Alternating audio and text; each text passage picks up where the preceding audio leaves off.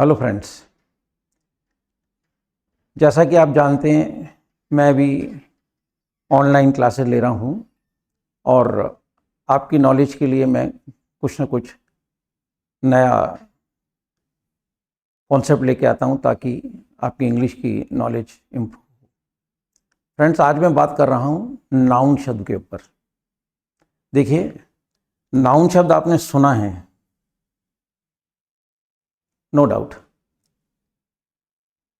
Noun शब्द आपने सुना है और जब कभी हम नाउन की बात करते हैं और मैं स्टूडेंट से पूछता हूं कि नाउन को कैसे डिफाइन करेंगे, how will you define noun, एक ही सेंटेंस सामने आता है, a noun is a name of a person, place और thing. In the long period of 39 years जब भी मैंने स्टूडेंट से पूछा what is noun, definition is same, a noun is a name of person, place और thing, right? Then I write a sentence, the sentence is before you on the screen. फिर मैं ये sentence लिखता हूँ और उनसे पूछता हूँ, sentence is swimming is a good exercise. Swimming एक अच्छी एक्सरसाइज है। अब मैं स्टूडेंट से पूछता हूँ, डेफिनेशन आपकी थी a noun is the name of person, place और thing. Then I ask them, is there any person in this sentence? Answer is always no. When I ask, is there any name of place in this sentence? Again, answer is no. If I ask them, is there any name of anything in this sentence? Again, answer is no. अब यहाँ एक controversy पैदा हो रही है।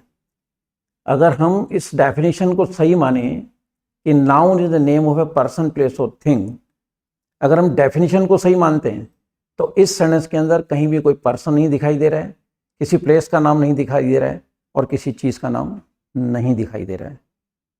This is controversial point. अब क्या करें, या तो डेफिनेशन को मतलब गलत साबित करें या ऐसा कह दें कि इस सेंटेंस के अंदर कहीं भी नाउन नहीं है, because as per the definition there is no name of any person in this sentence, no name of any place in this sentence and no name of anything in this sentence. So as per the definition of the noun which is before you on the screen, there is no noun in this sentence. पर ऐसा है नहीं। बिना सिर का आदमी नहीं होता और बिना सब्जेक्ट के सेंटेंस नहीं होता, बिना नाउन के सेंटेंस नहीं होता। इस फ्रेंड्स, सेंटेंस में सब्जेक्ट और ऑब्जेक्ट नाउन होगा ही होगा। सब्जेक्ट और ऑब्जेक्ट नाउन होगा ही होगा। ऐसा नहीं हो सकता कि बिना नाउन के सेंटेंस हो।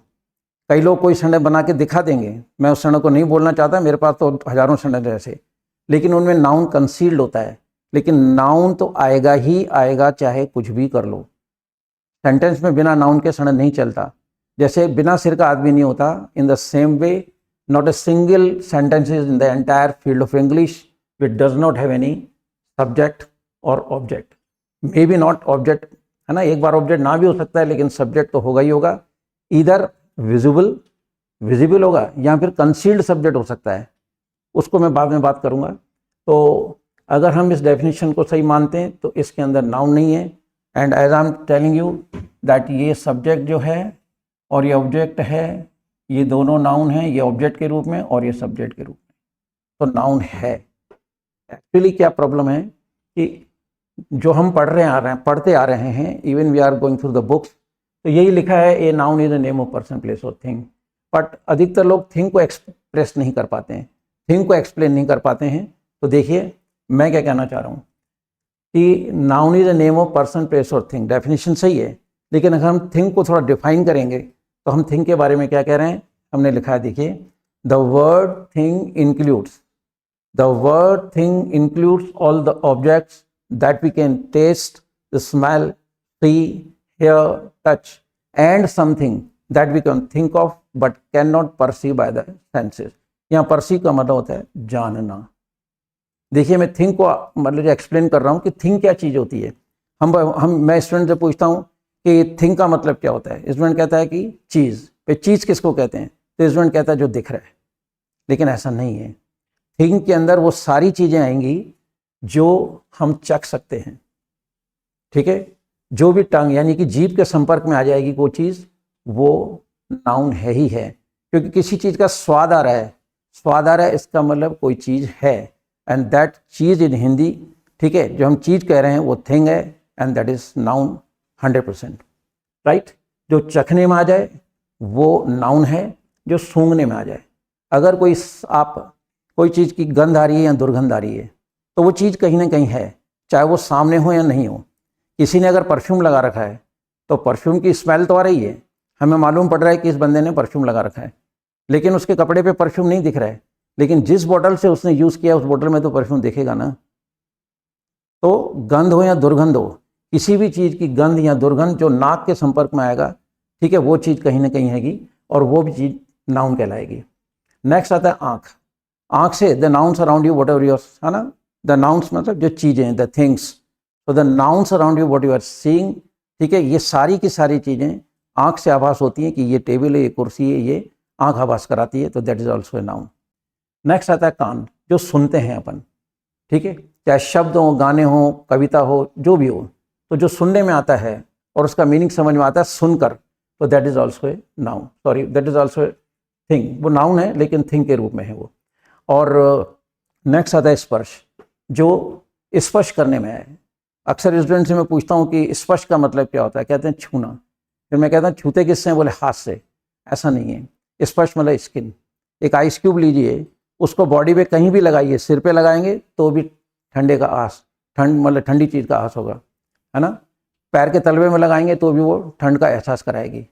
तो जो हमारी स्किन है, सिर से लेके पैर के तलवे तक, ये ठंड या कोई चीज़ गर्म है, ये सब चीज़ें वो एहसास कराती है, तो उसको हम स्पर्श कहेंगे, राइट।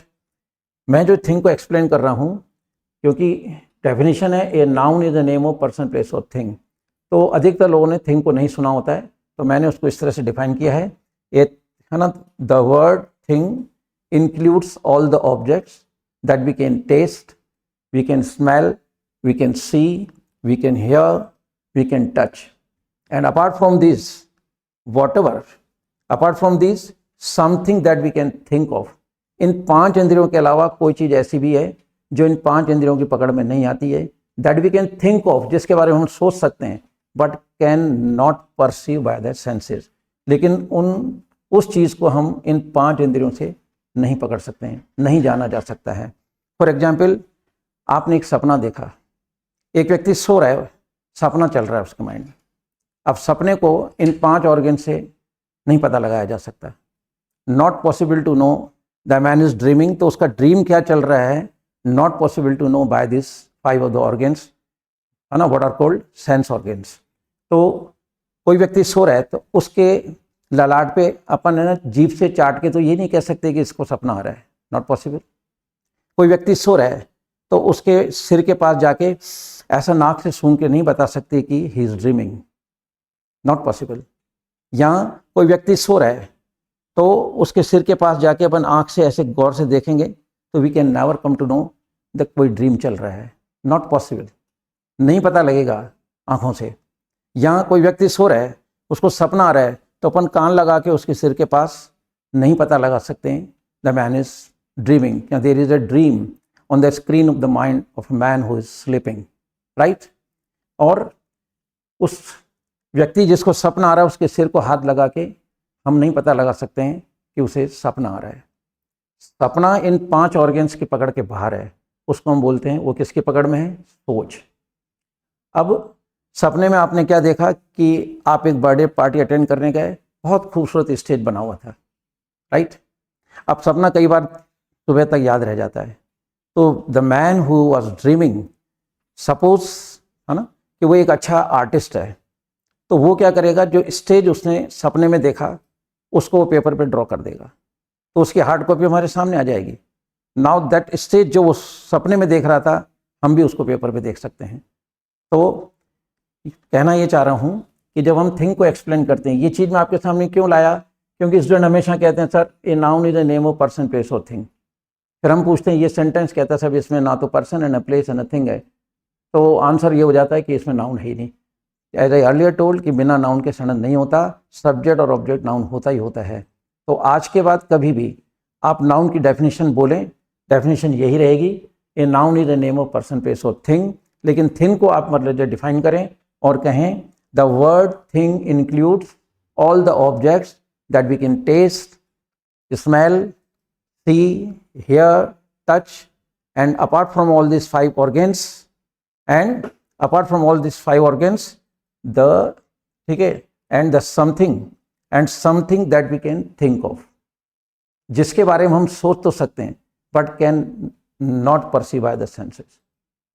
तो आपको ये डेफिनेशन थिंग की याद रखनी पड़ेगी, तब जाके अपन थिंग को एक्सप्लेन कर पाएंगे कि थिंग का मतलब ऐसी चीज, ठीक है, जो चखने में आ जाए, जो सूंघने में आ जाए, जो दिखने में आ जाए, जो सुनने में आ जाए, जो स्पर्श करने में आ जाए, और इन 5 ऑर्गनों के अलावा something that we can think of but can not perceive by the senses.